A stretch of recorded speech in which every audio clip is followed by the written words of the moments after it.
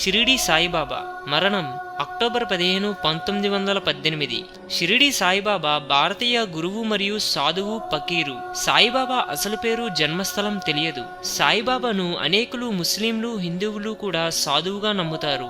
సాయిబాబా జీవిత నడవడిలో, బోధనలో రెండు మతాలను అవలంబించి సహయోగము కుదర్చడానికి ప్రయత్నించారు. సాయిబాబా మసీదులో నివసించారు, గుడిలో సమాధి అయ్యారు. రెండు మతాల పద్ధతులను తన బోధనలో అవలంబించారు. ఈయన రెండు సాంప్రదాయాలు యొక్క పదాలను, చిత్రాలను ఉపయోగించారు. సాయిబాబా వ్యాఖ్యల్లో ముఖ్యమైన ఒక వాక్యం అల్లా మాలిక్ సబ్కా మాలిక్ ఏక్ హే. పెక్కుమంది భక్తులు అనగా ప్రధానంగా హిందూ సంప్రదాయానికి చెందినవారు సాయిబాబాను శివుని, దత్తాత్రేయుని అవతారమైన సద్గురువుగా భావిస్తారు. సాయిబాబా బోధనలో ప్రేమ, కరుణ, దానం, సంతృప్తి, శాంతి, దైవారాధన, గురుపూజ ముఖ్యమైనవి. అద్వైతం, భక్తి మార్గం, ఇస్లాం సంప్రదాయాలు సాయిబాబా. ఎంతోమంది ప్రధానంగా మహారాష్ట్ర, గుజరాత్, ఆంధ్రప్రదేశ్ రాష్ట్రాల నుండి సాయిబాబాను దైవ స్వరూపినిగా నమ్మి ఆరాధిస్తున్నారు. సాయిబాబా హిందువా, ముస్లిమా, దేవుడా, గురువా, సామాన్యుడా? సాయిబాబా పుట్టు పూర్వోత్తరాల గురించి కొన్ని అధ్యయనాల వల్ల బాబా షిరిడీ చుట్టుప్రక్కలే జన్మించి ఉండవచ్చని, అతని బాల్యనామం హరిబాబు భూసారి. ఒకమారు తన ప్రియానుయాయుడైన మహల్సాపతితో తాను పత్రి గ్రామంలో ఒక బ్రాహ్మణ కుటుంబంలో పుట్టి ఒక ఫకీర్ సంరక్షణలో పెరిగినట్లు చెప్పాడని కథనం. 16 సంవత్సరాల ప్రాయంలో బాబా మహారాష్ట్రలోని అహ్మద్ నగర్ జిల్లాకు చెందిన షిరిడీకి వచ్చాడని, అక్కడ 3 ఏండ్లు ఉండి తరువాత కొంతకాలం కనిపించలేదని, మళ్లీ 1 సంవత్సరం తర్వాత అనగా సుమారు 1858లో షిరిడీకి తిరిగి వచ్చాడని అత్యధికులు నమ్మిక. ఈ ప్రకారం బాబా సుమారు 1838లో జన్మించి ఉండవచ్చని అంటున్నారు.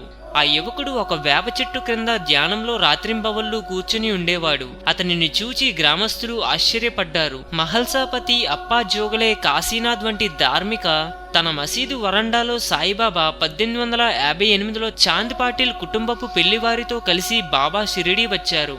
అక్కడ ఖండోబా మందిరం దగ్గర బాబా బండి దిగినప్పుడు మందిరం పూజారి మహల్సాపతి దయచేయము సాయి అని పిలిచారు. తరువాత సాయి పదం స్థిరపడి అతను సాయిబాబాగా ప్రసిద్ధునయ్యారు. షిరిడీ ప్రాంతంలో సాము గరీడీలు, కుస్తీలు ప్రసిద్ధం. సాయి వేషధారణ కుస్తీ పహిల్వాన్ లాగా ఉండేది. ఒకసారి మొహిద్దీన్ తంబోలి అనే వానితో కుస్తీ పట్టి ఓడిపోయిన తర్వాత బాబాలో చాలా మార్పు వచ్చింది. సూఫీ ఫకీరులలాగా మోకాళ్ళ వరకు ఉండే కఫని, తలకు టోపీలాగా చుట్టిన గుడ్డ ధరించడం మొదలుపెట్టారు. ఇలా ముస్లిం ఫకీరులా ఉండే బాబాకు స్థానిక హిందువుల నుండి కొద్దిపాటి ప్రతిఘటన కూడా ఎదురైంది. 1918 తన మరణం వరకు సాయిబాబా షిరిడీలోనే ఉన్నారు. ఒక పాత మసీదును తన నివాసం చేసుకున్నారు. ఈ యాచన అతని వృత్తి. మసీదులో దునిని వెలిగించారు. అందులో నుండి విభూతిని తీసి తన దర్శనానికి వచ్చేవారికి పంచేవారు. అది తమకు రక్షణ ఇస్తుందని భక్తులు నమ్మేవారు. వచ్చిన వారికి ఉపదేశాలు, ధర్మబోధలు చేసేవారు. చాలా మహత్తులు చూపించేవారని భక్తులు చెబుతారు.